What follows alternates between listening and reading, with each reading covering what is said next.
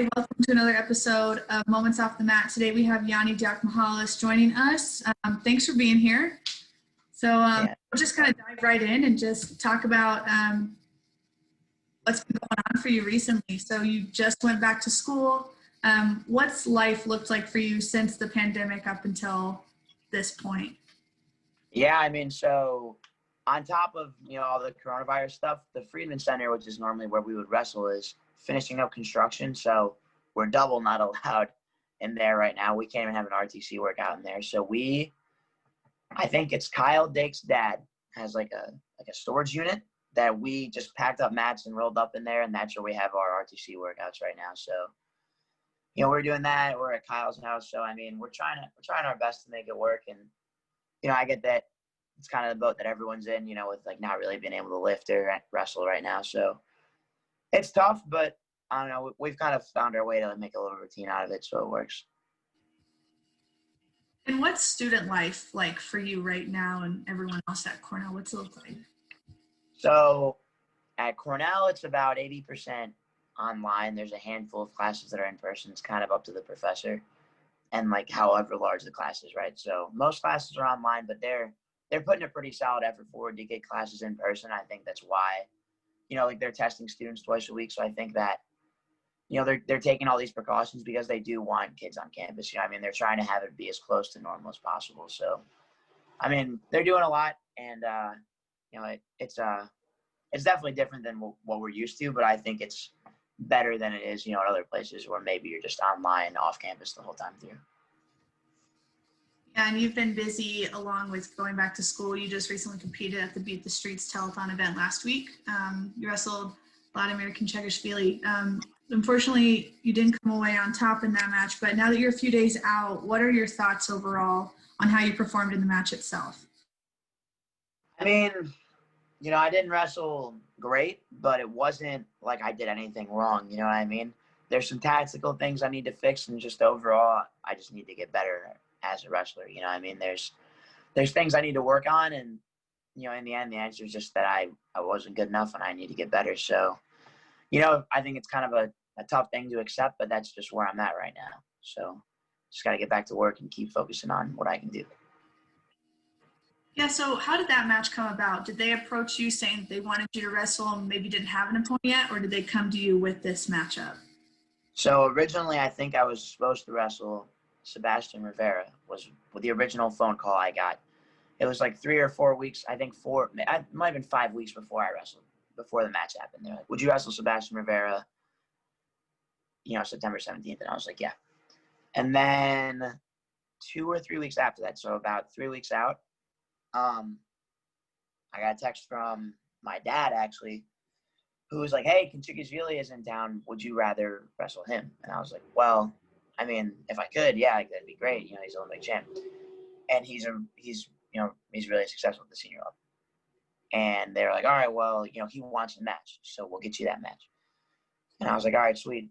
So that was kind of how that got set up. And a lot of it, honestly, not that I wasn't involved, but a lot of it was just my coaches talking to, the Beat the Streets guys and the NYC RTC guys, and kind of setting that up. And I was just like, I don't care. Just I'm wrestling the 17th, and I want to wrestle someone good. So they set it up, and Khinchegashvili was cool with wrestling me. I think he got paid a decent bit. So he, it was a good match, and I think he was ready to go, so. So kind of having that change a few weeks before, did that at all change your approach to the match or your preparation for it? No, either way, I knew I had to be in really good shape. That's always going to be the way I wrestle is going to be, I want to be imposing and I want to be able to wrestle hard the whole match. So I had to be in shape and I had to be ready to defend my legs. It doesn't matter who it is. You can't really make mistakes, can't get scored on. So my approach didn't change too much. Obviously there's some small things you change in your game plan depending on who you're wrestling. But when you're so far out, you're just working on continuing to get better. Yeah, and what does it mean for you to be asked to compete at a really great event like Beat the Streets that's raising money just for kids in maybe some more difficult areas? What does it mean for you to be invited to those events back-to-back years? Yeah, it's awesome. I think it's it's good all around. You know, I mean, I've had two really good opponents, you know, both years, and I've had, you know, and it's obviously it's a really, at this point it's kind of became like a prestigious event where it's like, oh, you wrestled and beat the streets, like you probably are good and wrestled someone else who's good, you know. And on, you know, on top of all that, you know, I think it's for a great cause, you know what I mean? And they do a really good job of making a good production out of it where, you know, I think people really enjoy it. And I think that they raise a lot of money for, you know, Beat the Streets. And it's an exciting event to be a part of. You know what I mean? It's always got a really cool atmosphere. It's different and it's exciting. So, you know, I'm always happy to be a part of it, and whatever I can do to help, you know, I like to do it. Yeah, that's awesome. Moving forward kind of into this NCAA season, I guess what's your approach to the season? Have you decided on a weight class? I know there's so many unknowns regardless of even if it's going to happen, but, you know, what's your approach? Yeah, I mean, you know, right now, so technically I am not enrolled at Cornell. I'm taking just online classes at a community college around here because if there's no season, I'll probably have to take another Olympic redshirt, right? Because I don't want to lose the year. And if there is a season, we'll know in time for me to come back to school. And this way, you know, I'm not behind on classes or whatever. I took classes. So we're getting that figured out. And, you know, it's kind of a mess. I mean, I like, we don't know anything. I talk to our coaches and they give us updates, but it's like no one really knows. So I think, you know, I don't think anyone wants to cancel anything, but I think because of that, people are waiting as late as they can in hopes that it'll get better and they can not cancel. So for now, I mean, we're pretty in the dark, and, you know, there's a lot of unknowns, but I'm ready for either. You know, I'm ready for a season to go. I'll be ready to go. And if there isn't, then, you know, it is what it is. So you mentioned taking an Olympic red shirt last year. How did that help in preparation for what was going to be Olympic trials in April? How did you see yourself get better?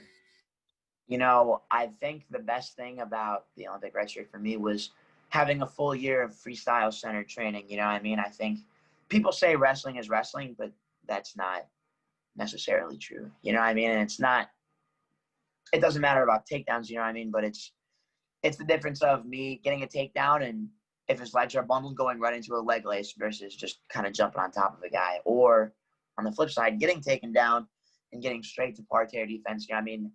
Just it's little differences, and it's the kind of stuff that, you know, maybe against a high school guy or a college guy who doesn't wrestle a lot of freestyle might not make that big of a difference. But if I'm wrestling someone who graduated college 4 years ago and is doing 4 years of straight freestyle, you know, they're not going to make mistakes and they're going to be quick to capitalize on mine. So I needed to be sharp, and I needed to be freestyle centered. And I think that, you know, that year was big for me where my mind kind of changed to a freestyle mindset. And I think that was important. So whenever you look at guys like Kyle Snyder and Jaden Cox who medaled, well, I guess during college and Jaden right after college, how did that for you when you were younger? How did that kind of shape your mentality for your college career, or like your goals and how young you could get to the top of those podiums? Yeah, I mean, you know, especially I remember Snyder. I think he was like 19 or 20 when he won his first gold medal at the World Championships.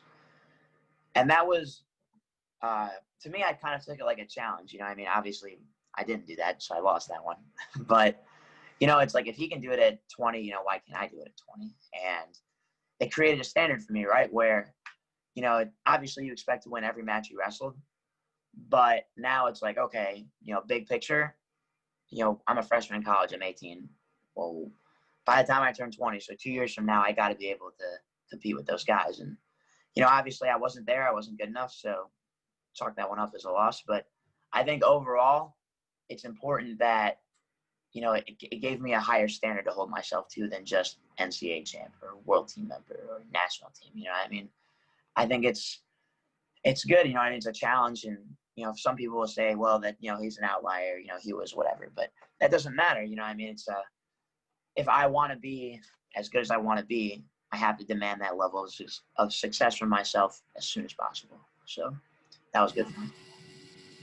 Yeah, and moving forward just a little more into this year in freestyle, how will you go about kind of deciding which tournaments to go to? And obviously it's hard. We don't know some tournaments are getting kind of put together a little later than normal. So how do you decide, for example, like senior nationals, how do you go about that decision-making process?